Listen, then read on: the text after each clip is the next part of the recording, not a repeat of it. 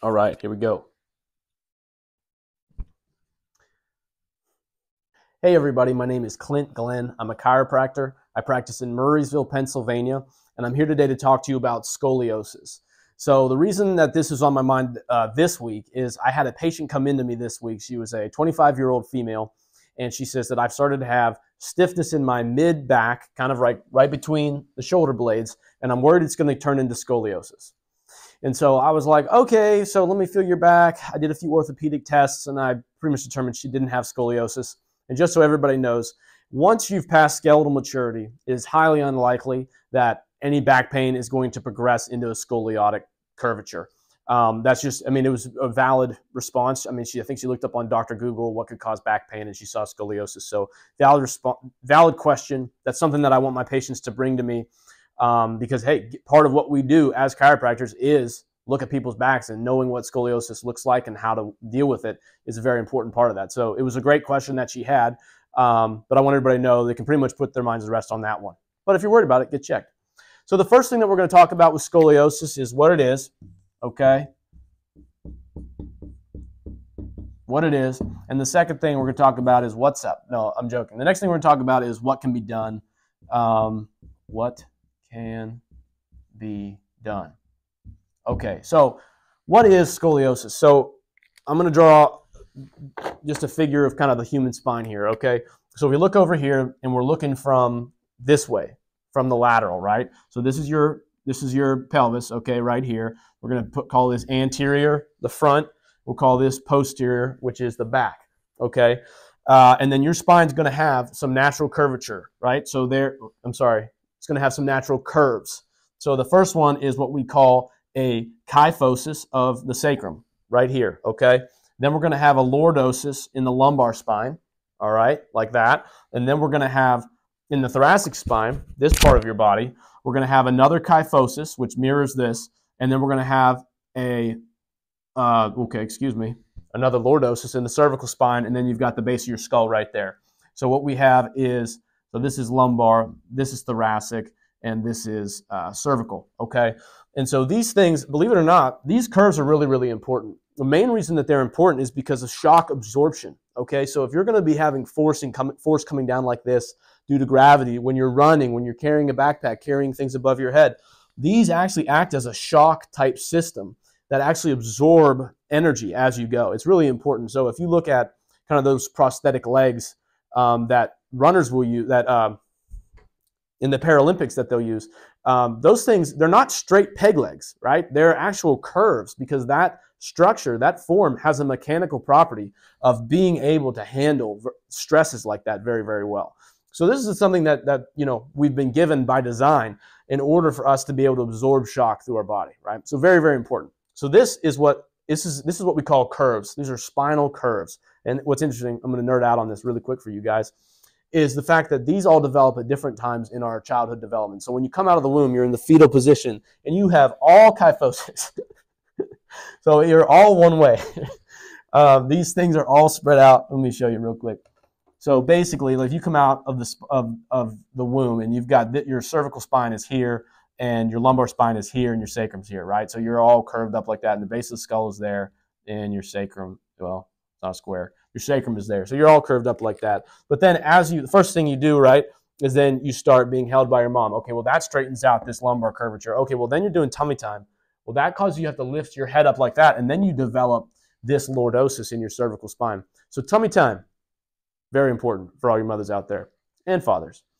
All right, next thing, let's talk actually about scoliosis. So if we're going to look from the other side, we've looked at from the side like this. We're going to talk about now front to back, but because we're chiropractors, we look at it from back to front, right? So we're going to do this. So if this is your right side, this is your left side, this is your sacrum like this. You've got your normal spine is like this and like this. You could see this on X-ray, which is very important. And then, so anyway, that's what you're doing when you're looking at it from back to front like this, okay? Now, in scoliosis, you develop something called curvature. This is curves. This is good. Curvature is this, okay, which is basically anything that goes out of the ordinary like that, okay? So this would be a lumbar curvature. This would be a thoracic curvature. This would be a cervical curvature. And so with scoliosis, it goes like this. There are medical guidelines as to what counts as a scoliosis.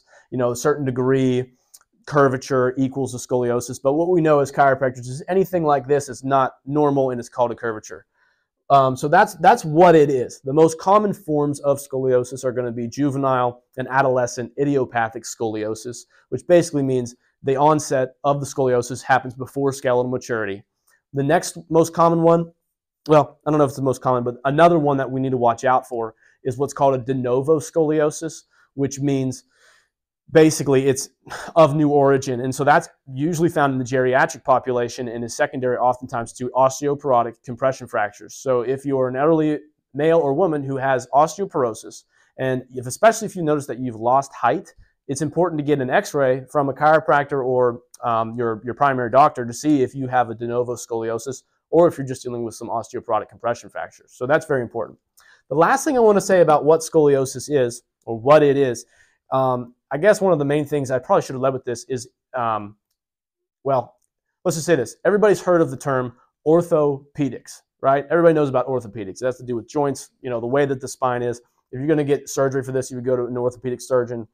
But really what I find is very interesting historically and etymologically is ortho means straight, pedics means children. So orthopedics developed as a way of how do we deal with these pediatric kids that have curvatures in their spine. So really what's interesting is we mentioned that the most common types of scoliosis are juvenile and adolescent idiopathic scoliosis. Nothing has changed, right? This has been going on for centuries. You know, even in Hippocrates' writings, he talks about scoliosis in children. So anyway, I digress. But so that's what scoliosis is. Now, what can be done about scoliosis? So a lot of times people think with chiropractors, they're going to take an x-ray, they're going to tell you that your curvatures are off and we're going to straighten your back out, right? It's just easy to say that kind of stuff, whatever. Chiropractors do not straighten spines. Chiropractors work on the function of spines. If out of the result of increasing the function of your spine, normalizing the function of your spine, you decrease some curvature, that's awesome. If we increase some of these normal curves, that's great. It's not a one-to-one, and a chiropractor cannot guarantee that he can do any of that. So it's something that, like, we've even seen x-rays of chiropractors called hole-in-one chiropractors where they only adjust the first cervical vertebra like this. They've adjusted this, and then a scoliosis cleared up. Like, I've seen the x-rays of it. It's not a one-to-one, though. So chiropractic is a very powerful tool. It can have long-lasting effects, but especially once you've passed skeletal maturity, you know, I would say it's just important to get chiropractic care to maintain the function of your spine and what you have. But do we straighten spines? No. Do we work on the function of spines? Absolutely. Okay, so the next thing that we're going to cover is what can be done. So you want to go to a chiropractor, and the main thing is what a chiropractor can help you do is evaluate and manage your scoliosis. How do we do that? We measure it. So the main thing is if you've got in a chiropractic office that has x-ray unit, chiropractor is able to take an x-ray. He's able to perform measurements of that spine and make sure that, and then we can take periodic x-rays as you move out. There are guidelines that you want to follow, especially with pediatric patients, where if they are developing a scoliosis, you want to x-ray more frequently to make sure that that is not getting worse. If it is getting worse, there could be a referral to an orthopedic to make sure that the child gets bracing and possibly even surgery. Before all of that, though, chiropractor can help by getting in there, assessing where the stress on the spine is with his hands, with x-ray, and making sure that he or she knows the best way to adjust that spine.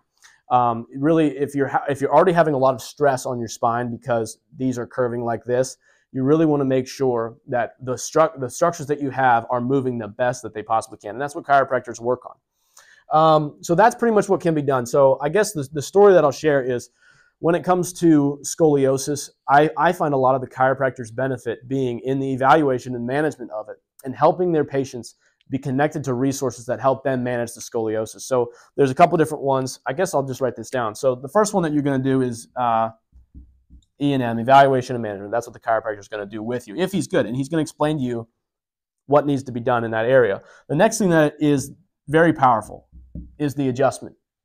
Nothing in the world can replace a chiropractic adjustment. Make sure you get checked. Make sure you get adjusted. That's all I'm going to say on that one. The last one is going to be something called, like, with their exercises, basically. So and also stretches, okay? So let's talk about this. So if you've got a curvature over here, these muscles are going to be really, really stretched. These muscles in here are going to be really, really tight and contracted, okay? So if you were going to strengthen one set of muscles and you were going to stretch the other set of muscles, which ones would you want to do that to? So the basic question is, on this side, you're going to want to stretch these things, okay? Get them further apart from each other. On this side, you're going to want to contract these things, okay? You want to bring it closer together. So what you would do is you would get basically on an exercise ball or on a foam roller, and if I've got a curve that goes out like this, I'm going to stretch over this curve because that's going to lengthen out these short muscles, and I'm going to then flip over and try to do some contracting exercises on that side to try to contract these muscles together and strengthen it. So this is all something that can be done. There are entire chiropractic treatment protocols designed around the evaluation management of scoliosis. Even the school that I went to, Logan College of Chiropractic, took advanced Logan Basic class, which is in exactly this, which is the evaluation management of scoliosis. So anyway, if you have any questions, feel free to reach out to me. My website is glennchiropractic.com. You can also find me on the socials at Dr. Clint Glenn Chiropractor. If you have any questions, you can reach out to me over social media or shoot me an email through my website, and I'd love to answer any questions that you have. Thanks for watching today.